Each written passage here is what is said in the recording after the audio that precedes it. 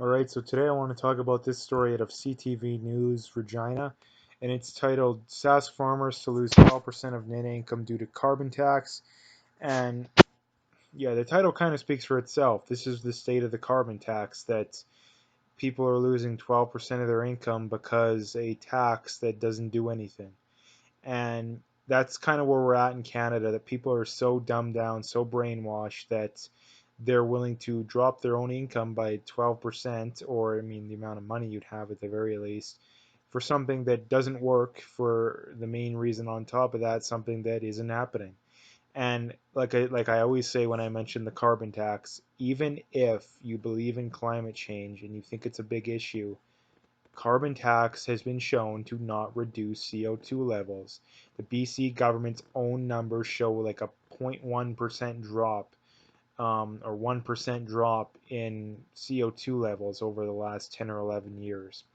And you're telling me that losing that much of your money is worth a less than a 1% drop in CO2 levels? Like, are you joking? Like, either you don't understand math, even the most basic of degrees, or you're absolutely crazy, because even if you think that it's a big issue, then a carbon tax clearly doesn't work. We should be revisiting other issues, and that's assuming that it is an issue, which it isn't, but let's just assume that it is. There should be other issues.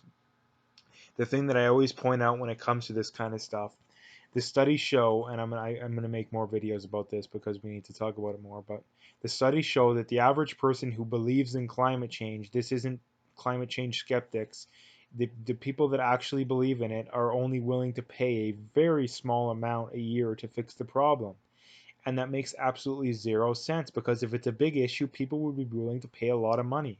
You look at in China right now, the those masks that they wear to, I mean, usually it's to prevent against the air pollution, but now it's to prevent against the coronavirus. Now it doesn't completely eliminate your chances of getting it, but it does drop it down. Those masks are going for, massive amounts of money. And why is that? Because there's a big issue out there. So, you convert it over to this climate change issue. If climate change was this big issue, people would be willing to spend a lot of money to fix it, because the bigger the problem you have in your life, the more time and effort and money you're willing to allocate towards it to fix the problem. And the fact that people are only willing to allocate this very small amount of money, I mean, the carbon tax forces it from you, so it's not like you have a choice in the matter. If it was a big issue, you wouldn't have to force people to do it. They do it voluntarily. I mean, people voluntarily are paying massive amounts of money to get these masks. And I'm just using this as an example. You could do it. You could also look at the example of when there's a hurricane, in the states, that people pay 5, 10 times as much money for some bottled water and food, and the grocery store shelves are empty, and you have people outside, marking it up 5, 10 times, and people will pay that. Why? Because you might be without power for a week, and you're going to need water. Like, I mean, most people don't have stored water, so you need water, because if you don't have water, well, you're either going to be severely dehydrated, you could die.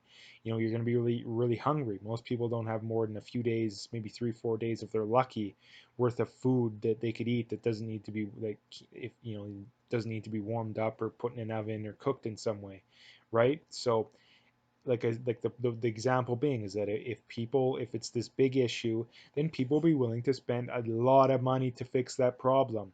And climate change, people aren't willing to spend anything. Even the people that believe in it aren't willing to spend barely anything. So if it was actually this big issue, people would be willing to spend a lot of money on it. But the other point being too is that the carbon tax exists because the government just wants another excuse to tax people. They're going to keep jacking it up, because the studies show that the carbon tax would have to go up at least another 3 or 4 times the amount that it's currently at to to meet the whatever the Paris Agreement or whatever agreement Canada wants to be at. And that's not even to get carbon down even a significant amount. Those agreements are only going to get it down, in the single digit percentages. If you have these people that want to, we want to drop carbon by 50%, 100%, you have Extinction Rebellion and Greta Thunberg and these kind of people. The amount of government regulations and taxes and bureaucracy that would have to exist would, it would make a communist government or a fascist government, look like, look like amateur hour out there, basically.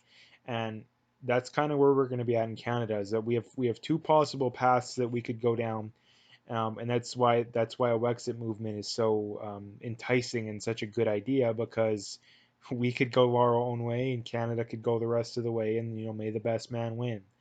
And that's why I think every area should be able to do that. They should do that in the states. They should do that. We should do that in Canada. We should do that everywhere. If the liberals and these lefties believe that their ideas are so much better, then let them do it. Let them do it. And if their ideas on climate change are so good and they implement a Green New Deal and it works out great, well then maybe we'll do it.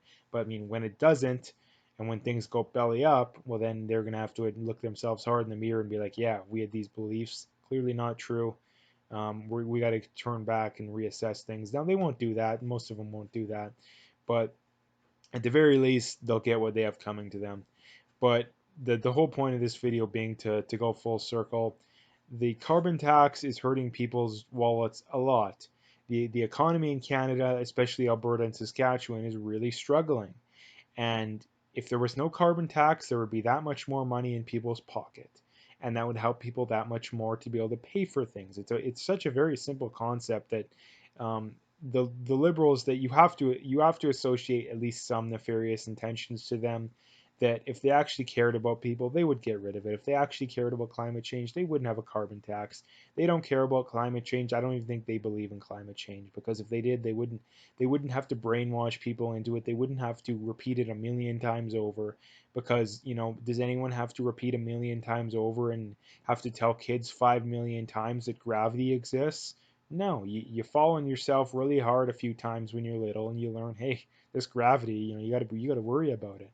But anyway, yeah, that's kind of about all I had for this video. I wanted to make a video on this because the carbon tax and climate change at least not being a thing, if you're from Alberta, is one of the biggest issues in Canada. Because if we could just get rid of the carbon tax, I mean, it would help people out a small amount, but small amount is what matters, because a little bit of money when you're living paycheck to paycheck is a lot of money.